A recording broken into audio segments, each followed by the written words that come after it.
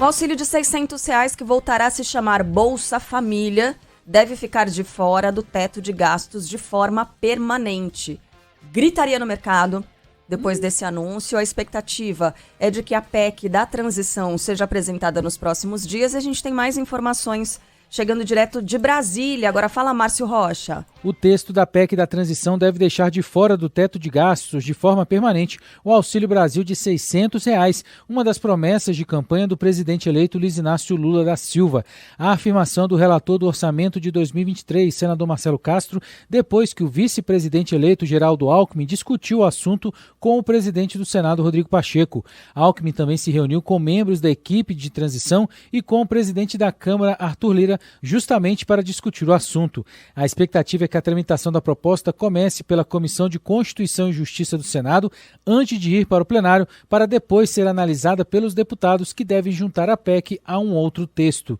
Marcelo Castro afirmou que o espaço fiscal que deve ser aberto é de cerca de R$105 bilhões e que o benefício deve ajudar a população mais carente. A ideia é que seja permanente, que haja um compromisso da sociedade brasileira com os mais carentes e que eles possam se sentir de que há uma segurança. Nós vivemos num país que é o terceiro maior produtor de alimentos do mundo e nós não aceitamos que nossos irmãos sofram com fome, com essas maiores dificuldades. Bom, na quinta-feira, o dia foi de tensão no mercado financeiro. A Bolsa de Valores de São Paulo caiu 3,3%, o dólar subiu 4%, valendo R$ 5,39. Primeiro, claro, pela declaração de Lula sobre a estabilidade fiscal, né? Ele fez pouco caso da estabilidade fiscal. Segundo, o presidente eleito disse algumas coisas encaradas como gastos no Brasil vão passar a ser vistas como investimentos. Ora, por que as pessoas são levadas a sofrerem por conta de garantir a tal da estabilidade fiscal nesse país? Por que toda hora as pessoas falam é preciso, sabe, cortar gasto? É preciso fazer superávit? É preciso fazer teto de gasto? Por que as mesmas pessoas que discutem com seriedade o teto de gasto não discutem a questão social desse país?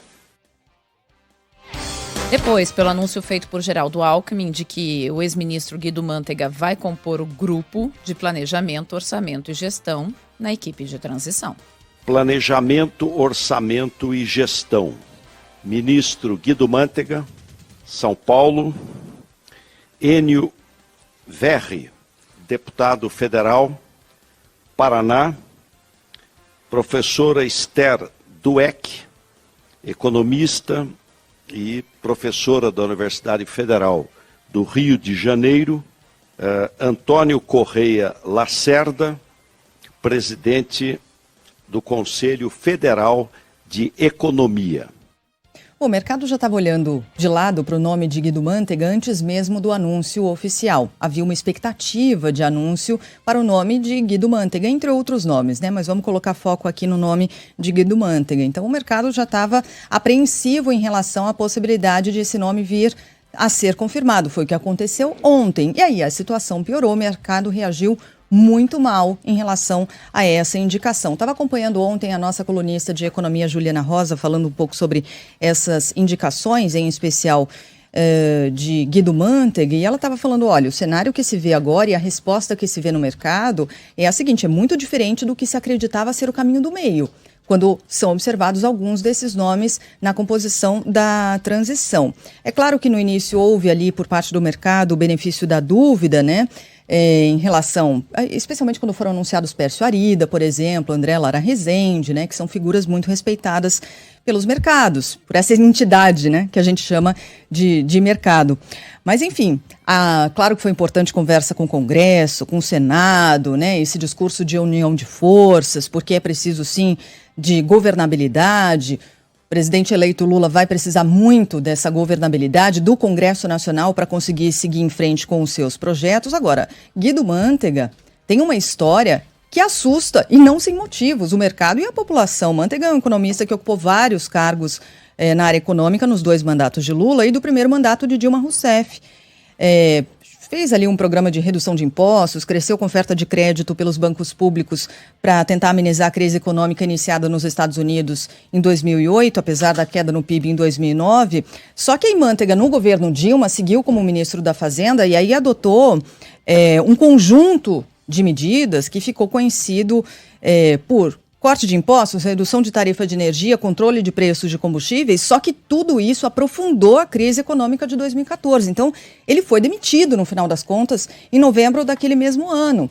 Vamos lembrar também que Manteiga foi acusado na Operação Lava Jato por supostas fraudes na Petrobras. Chegou a confessar que tinha conta na Suíça. Chegou a utilizar tornozeleira eletrônica para ser monitorado em 2019. Então, é claro que todo esse histórico e essas situações geraram um descontentamento no mercado.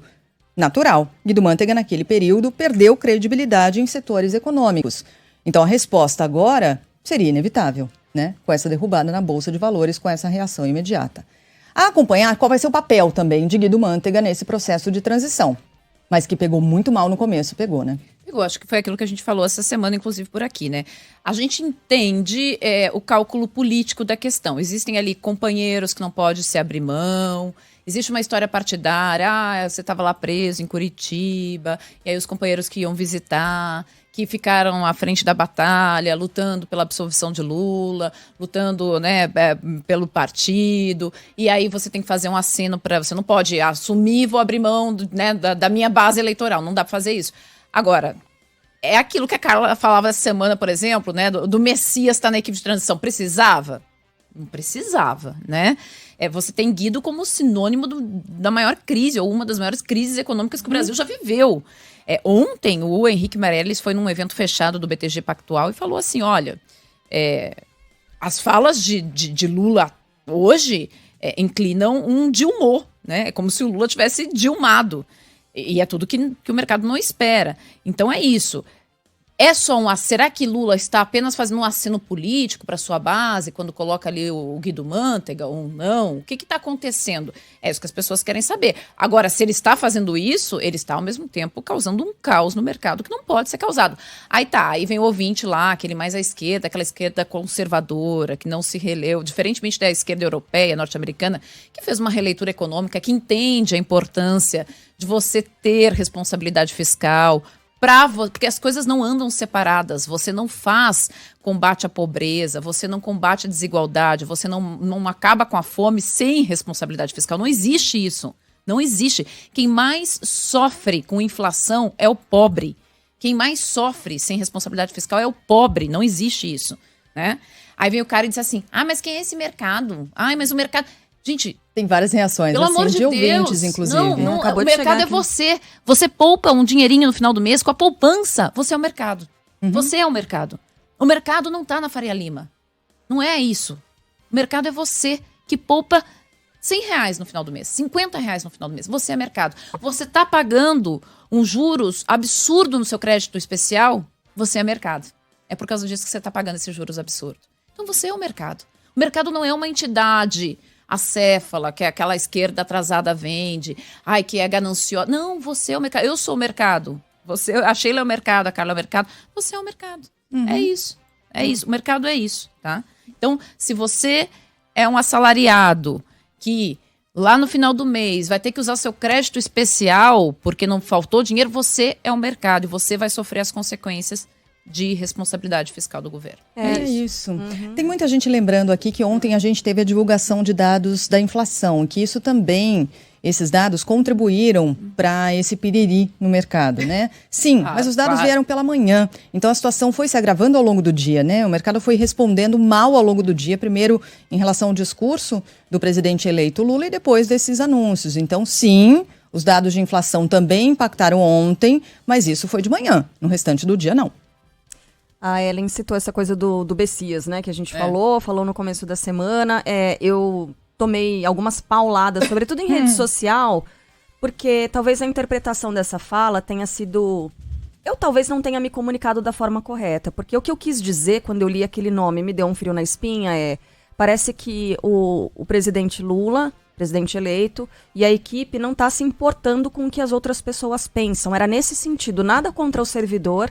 Aliás, eu estou tentando resgatar o nome aqui de um dos ouvintes que escreveram, né, e me mandou aqui uma fala sobre o quão respeitado ele é, né, o Messias, que é um funcionário de carreira e tudo mais, fazendo uma defesa, mas não foi contra o funcionário especificamente, muito pelo contrário, não o conheço, ele já teve a sua chance, já participou do governo Dilma, inclusive, mas nada contra as características técnicas dele. O que pegou é a coisa do símbolo, a mensagem que é passada. Quando se coloca justamente um Guido Mantega, quando você coloca um Paulo Bernardo, a gente vai trazer aqui a lista completa, né, dos nomes que foram indicados. Tudo isso remete a um PT raiz. E ontem a gente falava, é preciso se ter em mente que o PT não elegeu o presidente sozinho, foi uma frente ampla. Isso. Não que eu não concorde que o pobre tenha que estar no centro das políticas no Brasil, porque a gente precisa de transferência de renda, a gente precisa combater a desigualdade. E é assim que se combate por aqui, não tem outra forma. Eu concordo com isso inteiramente. Mas eu entendo que outras pessoas com outros interesses apoiaram esse governo e estão esperando uma resposta. Apoiaram essa candidatura e estão esperando uma resposta. É estabilidade, né? Justamente o que a gente quer. Vou seguir aqui, porque ontem... Fala, Sheila. Não, rapidinho. Leonardo, só para respeitar aqui também as opiniões dos nossos ouvintes, a gente vai levando e trocando essa bola aqui. Sheila, o Guedes tem contas na Suíça e eu nunca vi você reclamando dele. O que aconteceu? Não, nós falamos. Bastante. E nós seguiremos vigilantes e combativos. Panama Papers, a gente falou bastante sobre isso. Exatamente. Então vamos lá, obrigada pela participação de todo modo. Governo federal furando o teto de gastos, esse governo Bolsonaro e vocês nunca falaram nada? Como não, né? A gente sempre tem esse tipo de crítica, né? A mesma coisa era com relação o PT fazia isso, vocês não. Né? Agora a gente está vendo só a crítica se transferindo de lado. Bom, diante do mau humor no mercado, que cobra a indicação rápida do futuro ministro da Economia, o presidente eleito Lula minimizou. O mercado fica nervoso à toa. Eu nunca vi um mercado tão sensível como o nosso. É engraçado que esse mercado não ficou nervoso com 4 anos do Bolsonaro. Geraldo Alckmin também tentou acalmar os investidores. Segundo ele, o gasto social não é incompatível com a responsabilidade fiscal. Isso não é incompatível com a questão social. Não é incompatível. O que precisa é a economia crescer. Né? Esse é o fator relevante.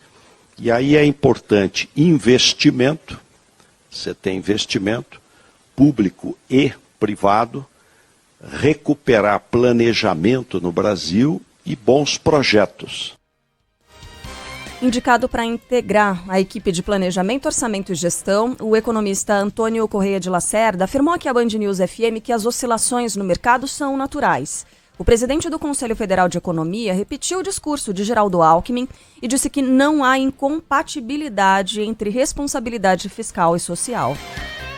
Na acepção mais ampla do mercado, é amplamente favorável, porque no momento que você reincorporar 24 milhões de brasileiros que estão sem empregos, eliminar a fome ou reduzir a fome, né, diminuir a desigualdade, vai ser mais mercado, né? É mais faturamento. É mais negócios, são mais negócios. Então isso, evidentemente, é muito, muito favorável. Então não há incompatibilidade entre o social e o econômico. Ambos fazem parte desse processo. Antes da gente seguir, só mais uma coisinha. Vocês estão sentindo a orelha quente? A gente tá tomando paulada dos ouvintes, mas de todos os lados, né? Quem votou no PT. Né? É interessante porque, assim, se você olhar a diferença de votos, pouco mais de 2 milhões... A maioria esmagadora dos brasileiros votou num projeto de economia liberal. Se você olhar, um projeto de economia ali que é um projeto liberal de economia, né? Nessa frente ampla. Então é isso, a gente tem que olhar para isso. Não tem. Tudo bem, pode dar pau, tá bom. Não sinal tem que a gente desde, tá sendo isento. Faz o L e tem desde aceita que agora é Lula. Então, é assim, o resumo é isso, a gente tá tomando pau de todos os lados. Sinal Mas, que a gente tá bem. Escreva, por sinal favor. que a gente tá bem. Obrigada. Recomenda pro amigo e pro inimigo, o importante é recomendar. Vai lá. Ainda nessa quinta-feira, em encontro com parlamentares aliados em Brasília, Lula afirmou que Geraldo Alckmin não será ministro em um futuro governo. Eu fiz questão, primeiro, de colocar o Alckmin como coordenador para que ninguém pensasse que o coordenador vai ser ministro. Ele não disputa a vaga de ministro porque é o vice-presidente da República. Não, e eu tenho um pedido para todo mundo, quando convidar alguém para participar da comissão de transição, dizer o seguinte: olha, não será ministro as pessoas que estão. Pode ser ou pode não ser. Mas ninguém fique trabalhando como se, eu vou ser ministro porque eu fui escolhido para a comissão de transição. Voltou a falar também sobre a relação com o Centrão. Não venham me dizer, mas e você vai conversar com o Centrão? Eu não vou conversar com o Centrão. Eu vou conversar com deputados e deputadas eleitas por partidos políticos que se uniram em determinadas circunstâncias desde a Constituinte. E as pessoas não são obrigadas a concordar comigo. As pessoas não são obrigadas a votar no projeto que eu quero, porque eu penso que é bom. E chorou ao dizer que a prioridade do governo é acabar com a fome. E a prioridade zero, outra vez, o mesmo discurso que eu disse em dezembro de 2003 e 2002. O mesmo discurso. Não tem que mudar, não tenho que mudar uma única palavra. E eu quero dizer para vocês, se quando eu terminar esse mandato, cada brasileiro estiver tomando café, estiver almoçando e estiver jantando, outra vez, eu terei cumprido a missão da minha vida.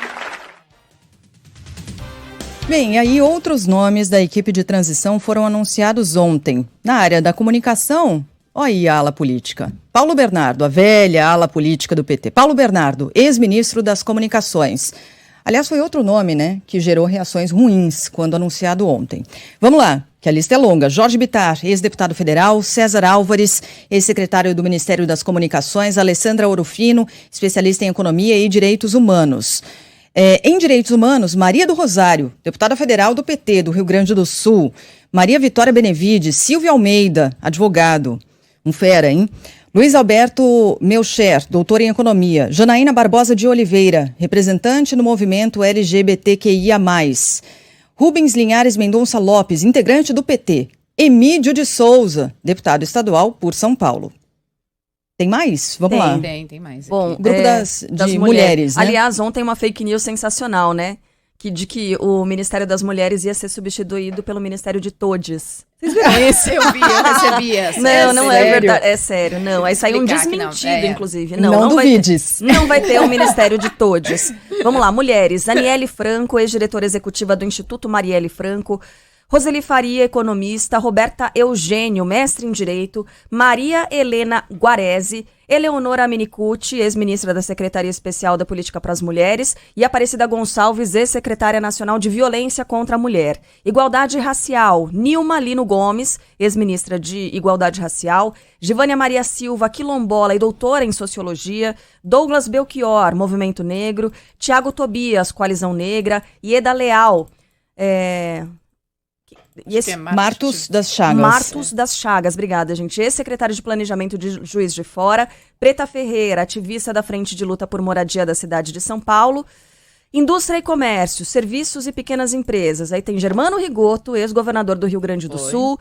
Jackson Schneider, executivo da Embraer e ex-presidente da Anfávia. Rafael Luquezzi, diretor-geral do Senai Nacional. Marcelo Ramos, deputado federal PSD do estado do Amazonas. Tatiana Conceição Valente, especialista em economia solidária. Paulo Okamoto, ex-presidente do Instituto Lula. Paulo Fedman, professor da USP. E André Ceciliano, presidente da Assembleia Legislativa do Rio de Janeiro, que não se reelegeu. Diretor-geral da Polícia Rodoviária Federal será investigado por suspeita de prevaricação após os bloqueios ilegais em estradas brasileiras. Fala Thalita Almeida.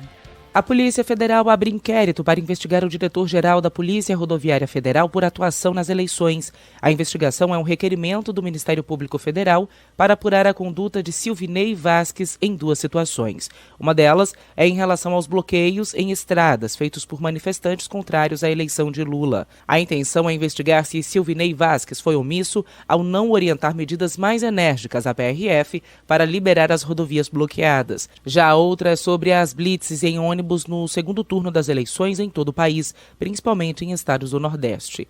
No caso, a apuração é para entender se houve desrespeito à lei e prejuízo ao voto do eleitor. Caso comprovadas as acusações, Vasquez poderá responder pelos crimes de prevaricação e violência política. Ambas investigações seguem sob sigilo.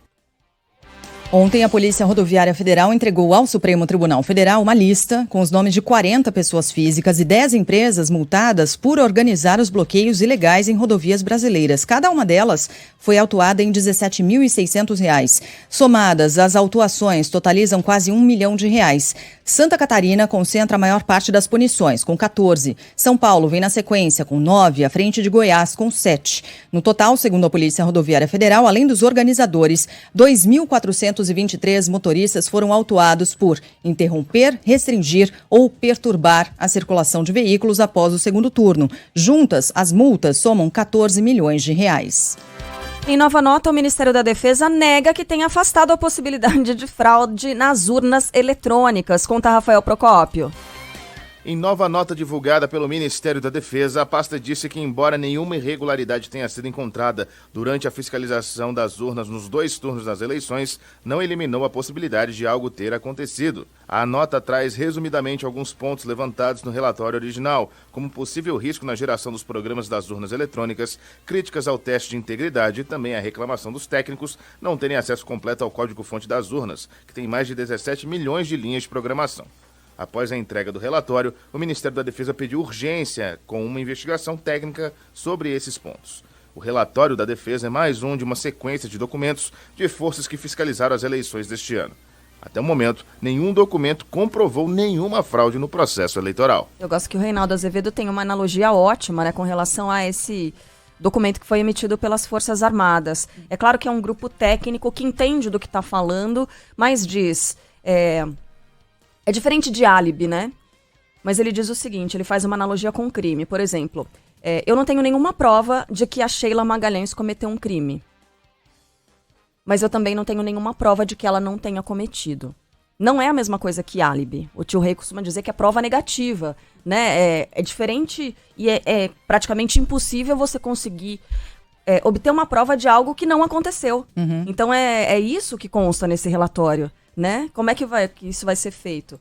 E aí, em Brasília, o presidente eleito Lula afirmou que Jair Bolsonaro deve desculpas às Forças Armadas. Um presidente da República, que é o chefe supremo das Forças Armadas, não tinha o direito de envolver as Forças Armadas a fazer uma comissão para investigar urnas eletrônicas, coisa que é da sociedade civil, dos partidos políticos e do Congresso Nacional. E o resultado foi humilhante. Foi humilhante. Eu não sei se o presidente está doente, não sei o que está, mas ele tem a obrigação de vir à televisão e pedir desculpas à sociedade brasileira e pedir desculpas às Forças Armadas por ter usado as Forças Armadas, que é uma instituição séria, que é uma garantia para o povo brasileiro contra possíveis inimigos externos, fosse humilhada apresentando um relatório que não diz nada, absolutamente nada daquilo que ele durante tanto tempo acusou. Preciso saber da piscina, da margarina. Bom, começa logo mais na Assembleia Legislativa de São Paulo o velório de Gal Costa, cantora que morreu na última quarta-feira aos 77 anos, deixando um grande legado. Quem já está por lá, né, acompanhando os preparativos, é o Lucas Josino. Oi, Josino. Tudo bem, Ellen? Bom dia para você, para Sheila, para Carla, para todos os nossos ouvintes. Uma ótima sexta-feira a todos. Pois é, o dia de dar tchau, é o dia de dar adeus a uma das maiores cantoras da história do país, uma das maiores vozes do Brasil, Gal Costa, que faleceu na última quarta-feira, aos 77 anos. O velório público aqui no Hall Monumental da Assembleia Legislativa de São Paulo, a Lesp, a partir das 9 horas da manhã até as 3 horas da tarde. Já tem fila, já tem gente aqui na frente aguardando a abertura dos portões. Nem a imprensa hoje tem acesso próximo a esse hall monumental, diferente de ontem, quando foi velado Rolando Boldrin. Essa hora mesmo a gente já estava ali naquele momento, ali no hall de entrada da Lesp. Hoje não, hoje uma estrutura maior foi montada por aqui também, porque deve receber muita gente. Coroas de flores de Luiz Inácio Lula da Silva, o presidente eleito, Caetano Veloso, Rita Lee e vários outros cantores já chegaram por aqui. Há uma expectativa de que muita gente passe pelo hall monumental da Lesp para dar o último tchau, o último adeus a essa cantora que foi um marco na história do país, uma das maiores vozes do Brasil, Gal Costa, que teve 57 anos de carreira. Ellen. Obrigada, Josino. É claro que a gente está com reportagem lá, acompanhando, então, esses últimos momentos, as despedidas dos fãs. Eu já fiz alguns velórios ali na Lesp, né? É sempre curioso, assim, porque as pessoas têm histórias, vão contando suas histórias, momentos que lembram da sua vida, embalado pelos sons dos artistas. Aliás, tem um filme nacional muito bonito chamado... Ai, meu Deus, agora eu vou esquecer. Acho que é Música Estrada, uma coisa assim, que mostra como as histórias dos brasileiros estão intrínsecas com músicas brasileiras. É lindo. Não, Vou Rifar Meu Coração. Agora sim, falei. Vou Rifar Meu Coração, chama. É lindo, lindo. Acho até que tá disponível no YouTube, assim, é um documentário. E as histórias de brasileiro, elas são linkadas com a música brasileira, né? Então é muito interessante quando você faz um velório, né, de alguma celebridade, assim, porque os fãs, eles têm histórias realmente afetivas com seus ídolos. Não é só sobre a história do artista, mas é sobre a história sua vida, de todas as exato, pessoas quanto que a sua passam vida por lá. tá ligada à história daquele artista, né? Ontem a Marina Silva até tuitou isso, disse, olha, a música da Gal embalou o meu romance com o meu marido. A Gal tá intrinsecamente ligada à minha vida, a história com o meu marido e tal. Então é isso, né? As pessoas têm essa ligação e a gente vai contar também essas histórias aqui para os nossos ouvintes. Sabe que a minha mãe disse a mesma coisa. Ontem tava ouvindo a gente, né, e tudo. E aí fui conversar com ela disse, olha, a Gal me traz uma lembrança muito forte daquele período em que eu trabalhei como assistente de um dentista ali, não sei o que eu trabalhava, e ela lembrou, assim, de toda... Porque a Gal, ela falou, duas revistas que eram muito importantes. Era a Manchete e a Cruzeiro. Isso. E a Gal tava em praticamente todas as edições dessas revistas, né? E ela lembra muito daquilo, então acaba trazendo, veio assim, uma avalanche, né, de lembranças, de memórias de todo brasileiro, né, que acompanhou a carreira da Gal e que teve a música dela permeando a história. É muito bonito, no fim das contas, isso, né? Foi uma perda muito brusca, muito triste, mas que traz pra gente aqui uma retomada da nossa história, da história do nosso país e da construção da nossa cultura mesmo, né? Tem coisas que eu acho que só a música também consegue, né? Alcançar, atingir a coisa da memória afetiva, das nossas histórias, do decorrer da vida, né? É muito... E da universalidade também, né? Temos como ouvir mais um tiquinho? Legal! Essa voz incrível.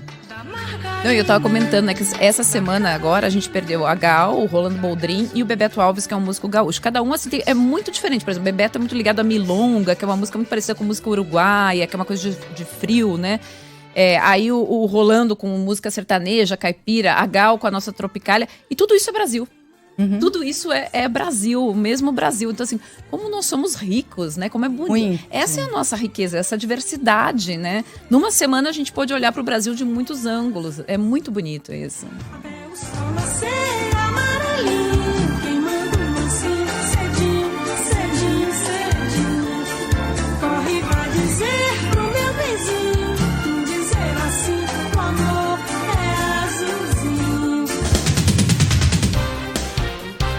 No Rio de Janeiro, fãs e amigos se despedem do ator Roberto Guilherme, o Sargento Pincel dos Trapalhões. Luana Bernardes traz os detalhes.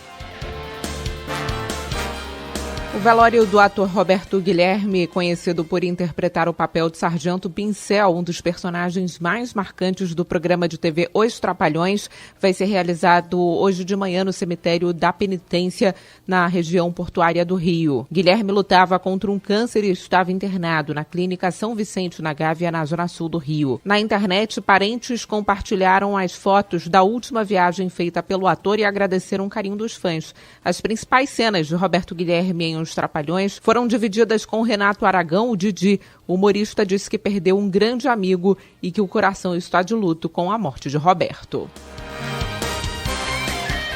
Ainda informação do Rio de Janeiro, mas agora para falar sobre o novo boletim da Fiocruz, que aponta aumento nos casos do coronavírus, né, da Covid-19 em 4 estados brasileiros. Fala aí, Amanda Oliveira.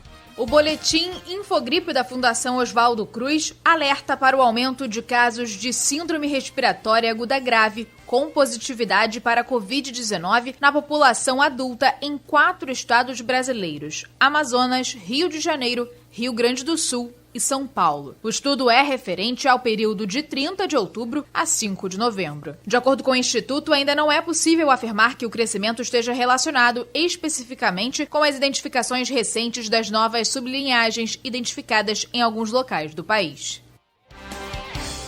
Autoridades dos Estados Unidos estão preocupadas com os novos rumos do Twitter. Fala Thiago Muniz. A Agência Reguladora das Comunicações nos Estados Unidos diz que está preocupada com as saídas dos diretores de privacidade e governança do Twitter.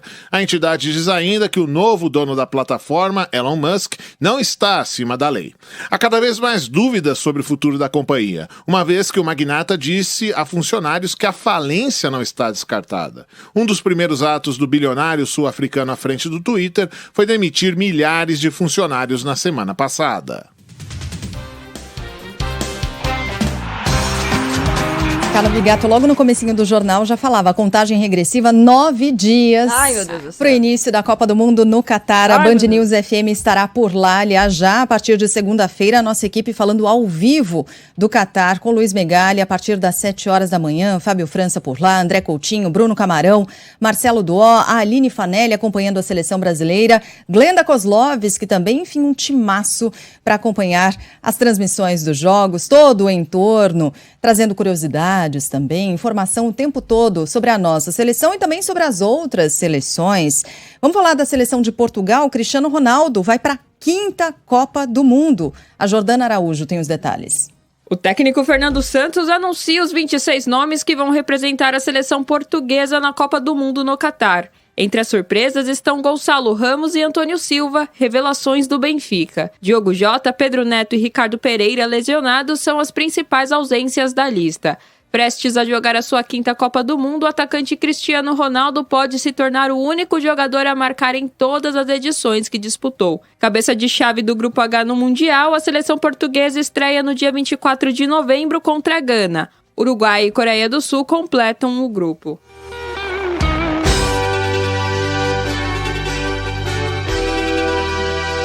Falta pouco, hein? Para os carros entrarem na pista do Grande Prêmio São Paulo de Fórmula 1. Agora só se fala nisso, né?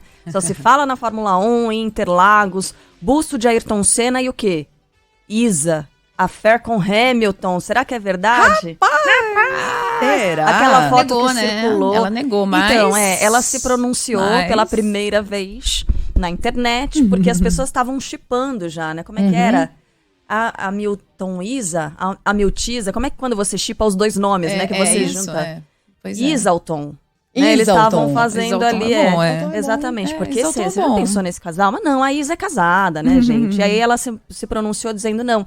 De fato, houve esse jantar. Ela separou? Ok. Sexta-feira, fofocópero. Robson Ramos vai trazer mais detalhes dessa separação. Eu aumento, mas não invento. Ah lá, e a foto a gente tá exibindo agora na nossa live. Tá um chameguinho nessa foto, não tá? Olha esse casal, fala sério. Hamilton e Isa, eles estão abraçadinhos, ele tá com o braço ali por trás. Ela tá com um blazer preto, muito bonito. E ele tá com o braço ali, não tá abraçado, mas ele tá com o braço apoiado na cadeira atrás dela. Né? E foto. E aí tem o Seu Jorge também nessa foto, mas que foi cortado aí. E aí a Isa Por motivos de queremos chipar um casal. E a Isa se pronunciou dizendo, não, gente, mais 20 pessoas estavam nesse jantar. Então, não, tá? Não rolou, não foi isso, não foi um jantar só com eles. Sim. Mas a Isa vai cantar o hino nacional, né? Na abertura da prova do Grande Prêmio São Paulo de Fórmula 1, ao lado da Orquestra Sinfônica de Heliópolis. Isso. Aliás, hoje a gente vai conversar no Band News São Paulo, né, com o maestro da Orquestra Sinfônica. Não vamos falar de fofoca, não vamos falar de Isa, mas a gente vai falar de Grande Prêmio. Band News FM, aliás, é a rádio oficial do evento e a gente tem mais informações sobre os preparativos para esse fim de semana, chegando com Yuri Queiroga. O mexicano Sérgio Pérez está confiante para o Grande Prêmio de São Paulo. Apesar de ter feito o pódio na Corrida do México 2 semanas atrás, ele disse que poderia ter ido mais longe na prova disputada em casa. O que nós queremos é manter o bom desempenho da equipe. No México, nós tivemos vários problemas durante o fim de semana e eu acredito que daria para conseguir um resultado melhor. Tenho esperança de que este grande prêmio seja mais tranquilo, sem problemas, para que tenhamos um bom ritmo de corrida como nas outras provas. Checo Pérez pode garantir o vice-campeonato da Fórmula 1 em 2022 já na corrida de São Paulo. Ele, que tem 5 pontos de vantagem sobre Charles Leclerc, precisa, na soma da Sprint Race e da corrida principal, terminar 27 pontos à frente do Monegasco e de George Russell. A Band News FM transmite a Sprint Race no sábado a partir das 4 da tarde e a corrida principal do Grande Prêmio de São Paulo neste domingo a partir de 1 da tarde. Lívia, de São Paulo, mandou a seguinte mensagem. Luísa. Luísa. Pra mim, fechou. Gostei. Lívia, obrigada pela mensagem. A gente continua no esporte, é claro, né?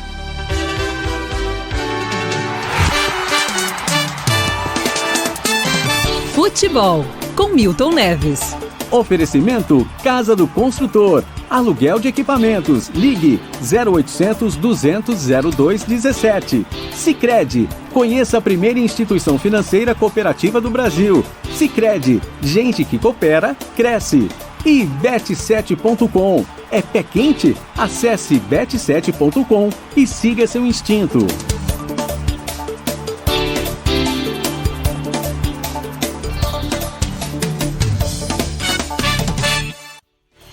Fala, Milton, bom dia.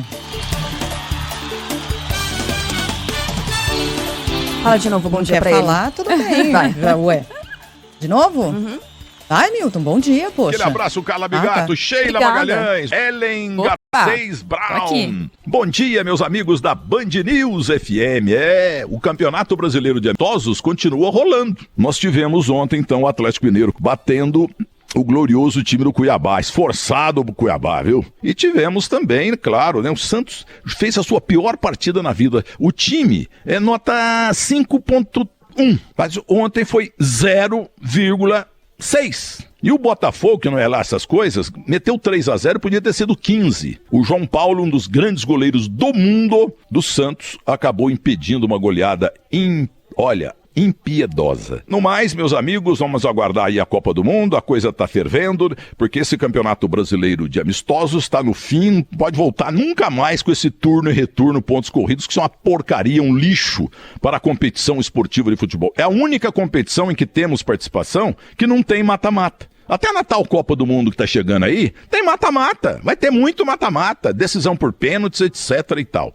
Mas como o presidente lá não resolve, entendeu? Vamos tocando a bola aí, cada vez pior, né? Porque o Campeonato Brasileiro de Amistosos, eu tô falando, eu tenho 53 anos de carreira, eu tô falando isso já faz uns 41, 42, não, 39, 40 anos, entendeu? Uma vergonha. Grande abraço, muito bom dia. E até amanhã.